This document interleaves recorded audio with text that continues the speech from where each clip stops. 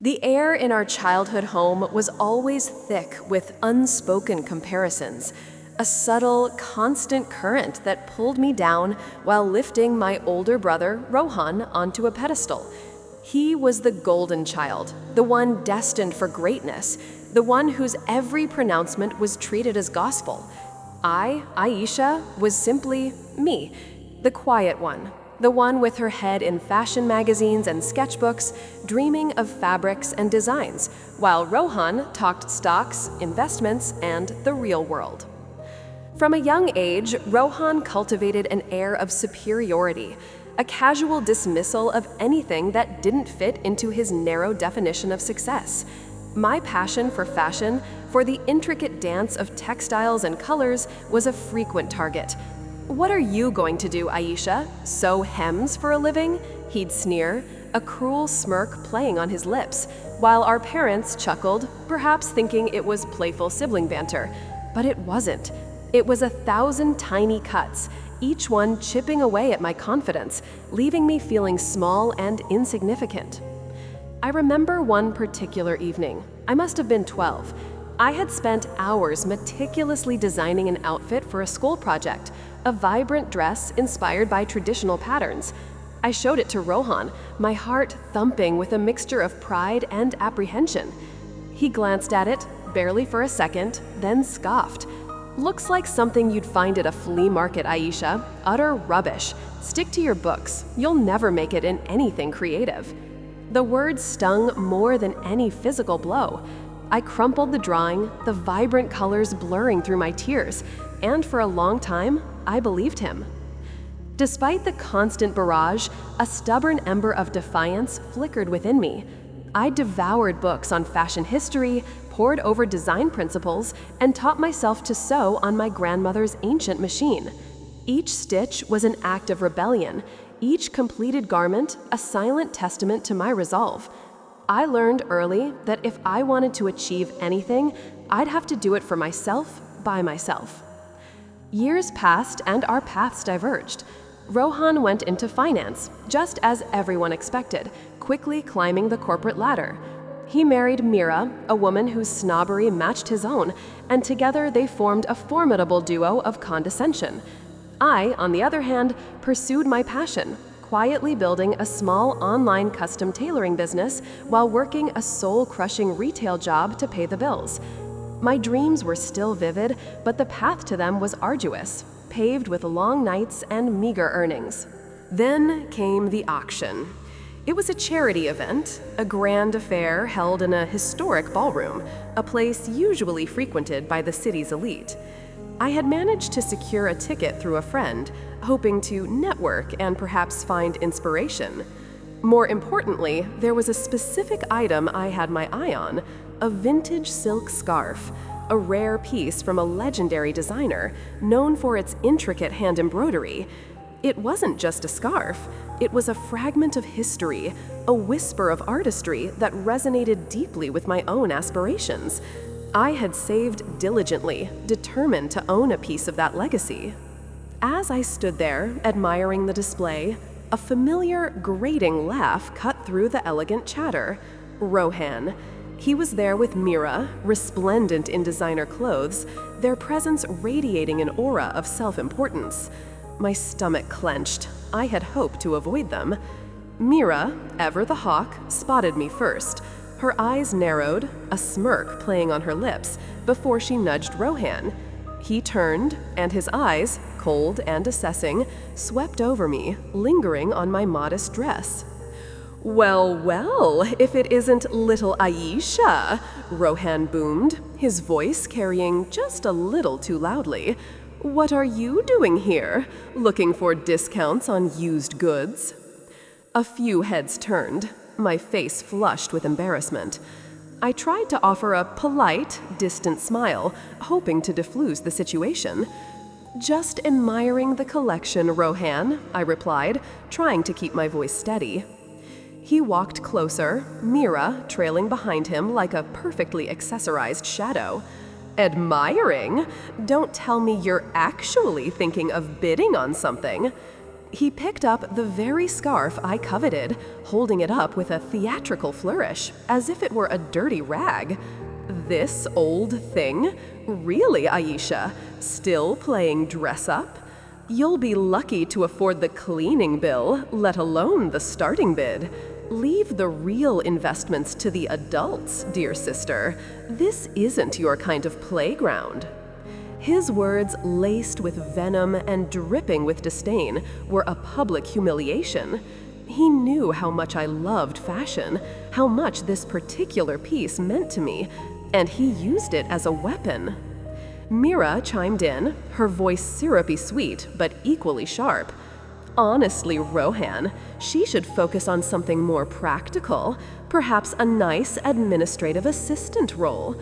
Fashion is for people with refined tastes and substantial means. They both laughed, a chilling, synchronized sound that echoed in my ears. I felt every eye in the room on me, burning holes through my carefully constructed composure. My hands trembled, a hot wave of shame washing over me. I couldn't speak. The lump in my throat was too big, the tears too close. I didn't bid on the scarf. I couldn't. The desire had been poisoned by their cruel mockery. I simply turned and walked away, my back stiff, my vision blurred. I could feel their smug gazes following me until I was out of the ballroom, out of sight. I didn't cry then. The tears came later, in a torrent, in the quiet solitude of my tiny apartment. But beneath the profound hurt, something else began to stir, a cold, unwavering resolve. That night, the ember of defiance within me ignited into a raging inferno. I swore with every fiber of my being that I would make them regret those words.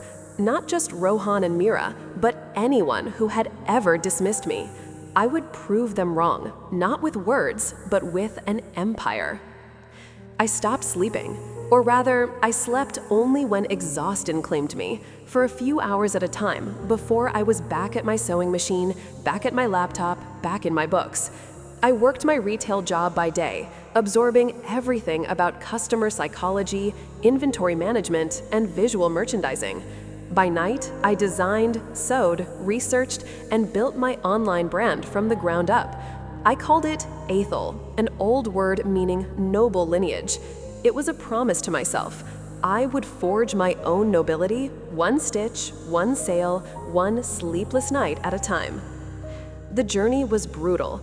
There were days I lived on instant noodles and coffee, weeks where every penny I earned went straight back into the business. I faced countless rejections from suppliers, scathing online reviews, and moments of crushing self-doubt. My friends, though supportive, often suggested I pursue a more stable career. But Rohan's mocking laughter was a constant echo in my mind, a relentless drumbeat pushing me forward. It was a fuel stronger than any ambition, a burning desire to rewrite my own narrative.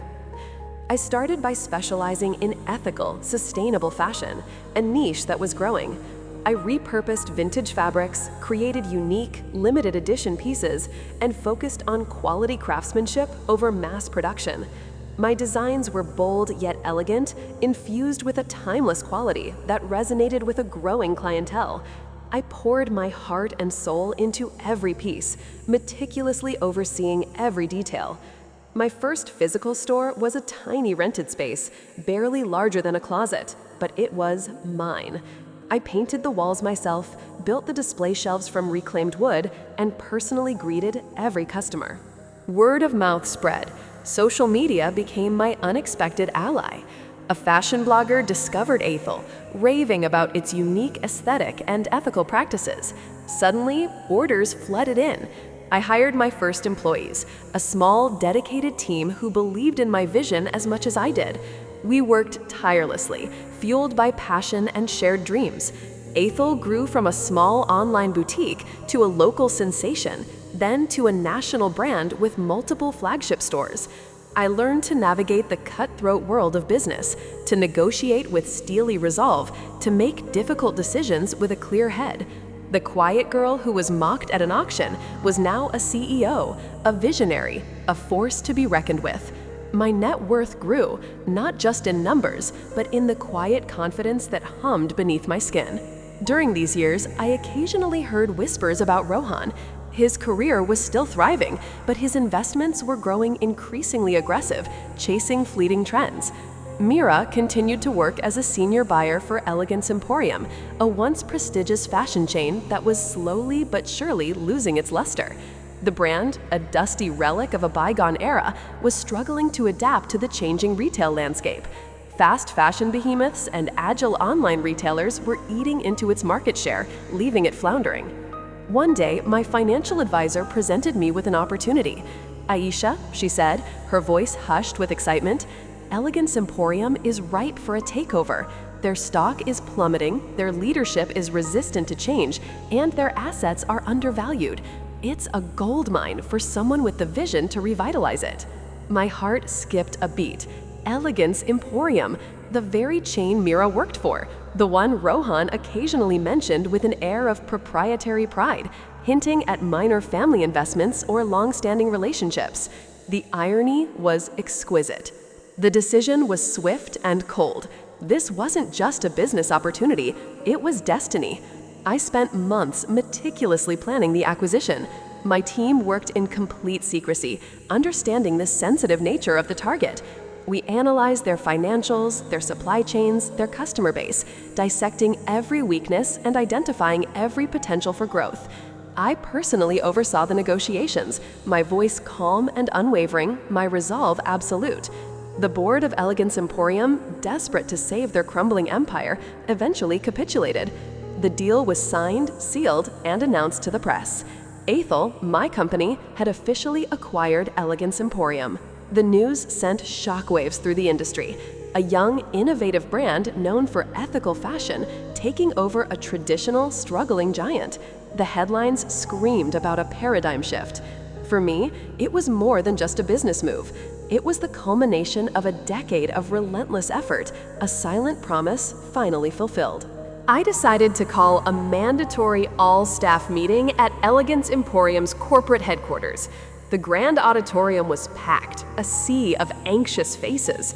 I walked onto the stage, my posture erect, a quiet power emanating from me. As I scanned the room, my eyes found them. Rohan and Mira. They were sitting in the front row, their faces a mask of professional curiosity, completely oblivious. Rohan probably there because of his minor shareholdings or his wife's position, and Mira likely hoping to impress the new owners. I began to speak, my voice clear and resonant, outlining my vision for the future of Elegance Emporium. I spoke of innovation, sustainability, and a renewed focus on customer experience. I could see the initial skepticism on Rohan and Mira's faces slowly morphing into something else, something akin to recognition, then disbelief, and finally, dawning horror. Mira's mouth fell open slightly, her perfectly made-up face paling. Rohan, usually so composed, shifted uncomfortably in his seat, his eyes wide with shock. They knew. They finally knew. After my speech, I opened the floor for questions. Mira, still visibly shaken, raised her hand. "Miss Sharma," she began, her voice a little shaky, "I'm Mira, a senior buyer here. I just wanted to ask, given your background in ethical fashion, what will this mean for our existing supplier relationships, particularly those with more traditional manufacturing processes?" She was trying to sound professional, but her eyes, darting between me and Rohan, betrayed her. I looked directly at her, a faint, almost imperceptible smile touching my lips. "Mira," I said, my voice calm, "it means a complete overhaul. We will be reviewing every single aspect of our operations, from sourcing to production to marketing. And yes, that includes every single supplier. We will be prioritizing ethical labor practices and sustainable materials above all else. Those who cannot adapt will, unfortunately, be phased out." The implication was clear. Rohan's potential supplier connections or any old guard relationships tied to less ethical practices were in jeopardy. His face was a mask of utter despair. Then I turned my gaze to Rohan, meeting his horrified stare. And to answer a question that I'm sure many of you have, I continued, my voice gaining a subtle edge. I want to assure everyone that this acquisition is not just about financial restructuring. It's about a complete cultural transformation. It's about proving that passion, hard work, and a genuine belief in one's vision can overcome any obstacle, any doubt, any mockery. My eyes locked with Rohan's, and for a moment, the bustling auditorium faded away. It was just him and me, and the echoes of that auction hall a decade ago. He understood. The color drained from his face, and he looked as though he'd been punched. The man who had dismissed my dreams, who had publicly humiliated me, was now sitting in my company's auditorium, his wife, my employee, their livelihoods potentially hanging by a thread of my decision. The tables had not just turned, they had been utterly obliterated. I concluded the meeting feeling a profound sense of closure. I didn't fire Mira immediately. The slow burn of working under my command, of adapting to my vision, would be a far more potent form of poetic justice. Rohan's minor investments in Elegance Emporium were now essentially under my control, his influence utterly diminished.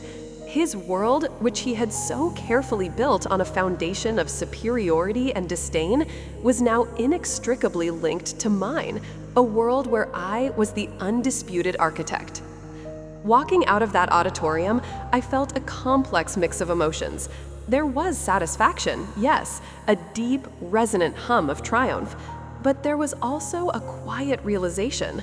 The true victory wasn't the revenge itself, but the journey that led me there. It wasn't about proving them wrong, but about proving myself right. The little girl who was once mocked for her dreams had built an empire, not out of spite alone, but out of an unshakable belief in her own worth. The scars of the past remained, but they were now badges of honor, testaments to a strength I never knew I possessed. And for the first time in a very long time, I felt truly, completely free.